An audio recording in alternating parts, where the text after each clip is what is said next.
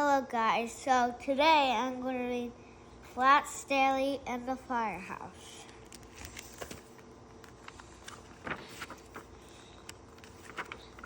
Flat Stanley and the Firehouse. Stanley Lamb Chop lived with his mother, his father, and his little brother, Arthur.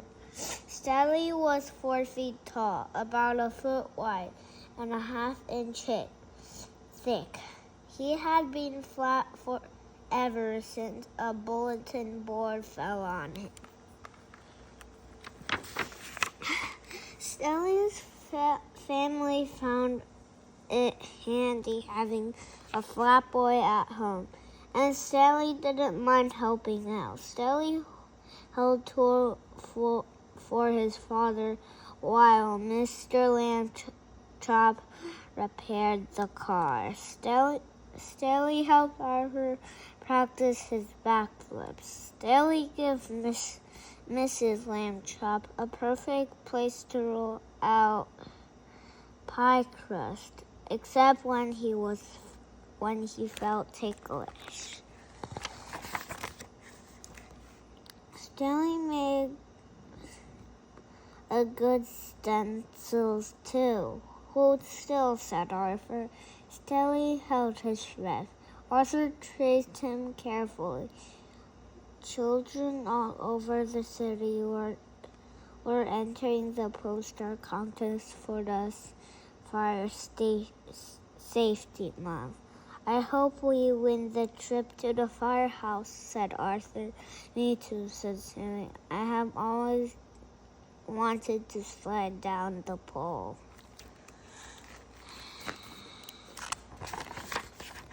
The next Monday, a letter arrived. Hey, guess what? Shouted Arthur. Hay's for horses, said Mrs. Lamb Chop. Try to remember that, dear. Sorry, said Arthur. Guess what? Our poster won the contest. We're going to the firehouse on Saturday. Mr. Lamb Chop clowned. I knew you boys had my talent for art, she said proudly. Stanley and Arthur practiced fire drills all week long. Arthur crawled the house on his hands and knees. Stanley did the stop, drop, and roll, mostly the roll. At last, Saturday came. The Lamb Chops drove to the firehouse. Welcome, bellowed Chief Abbott. A puppy bounced at his feet. Arf, arf, arf, arf, arf. Don't mind Spark, said the chief. It's still in training. Chief Abbott led the Lamb Chops through the firehouse kitchen.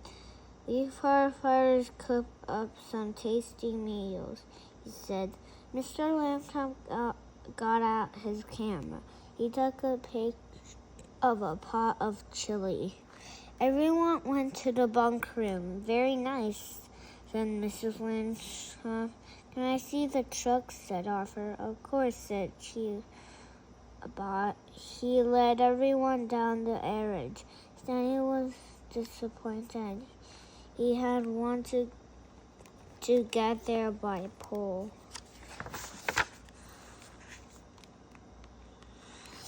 Boots and pants lay on the floor. Oh my, said Mrs. Vincent. I could tidy if you'd like, and Hart laughed. We leave these out so we can jump into them in an emergency, he said. Neat, said Stanley. Chief Abbott pointed to the ladder truck. Climb up if you like. Wow, said Arthur. The boys scrambled onto the truck. Spark was right behind them.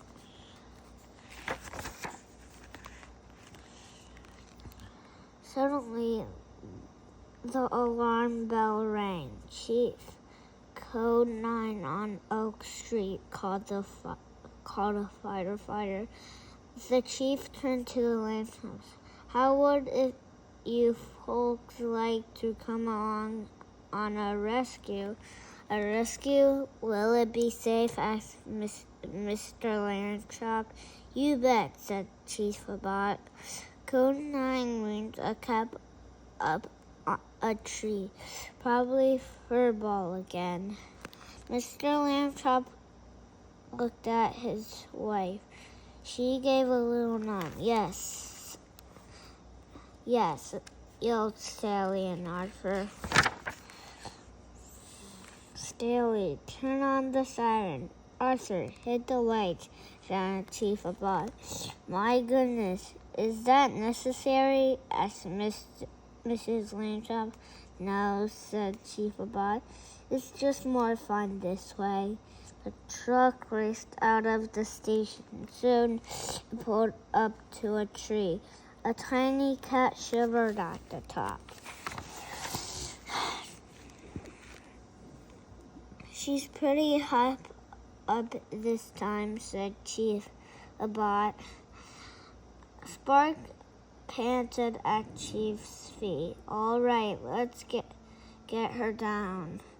2 firefighters raised the ladder. The lamb chops moved out of the way.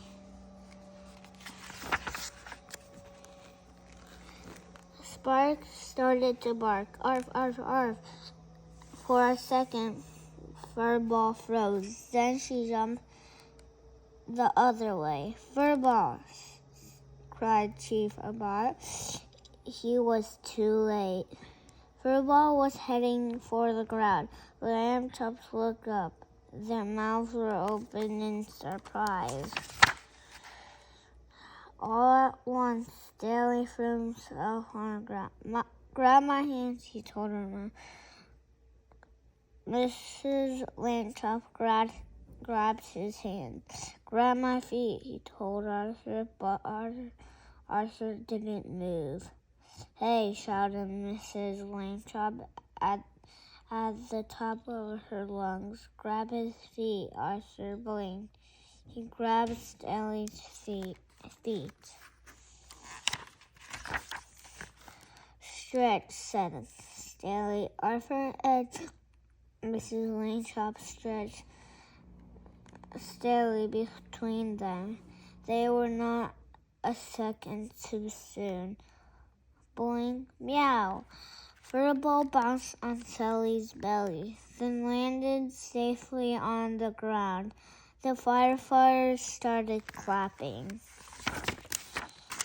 Arthur and Mrs. Lambchop stood Sally back up. Arthur looked at his mother. Hay is for horses, he said. Remember? Mrs. Lambchop grinned. Good work, Lambchop, said Chief Abot, raising over. How can we ever thank you? Well, said Sally, there is only one thing. We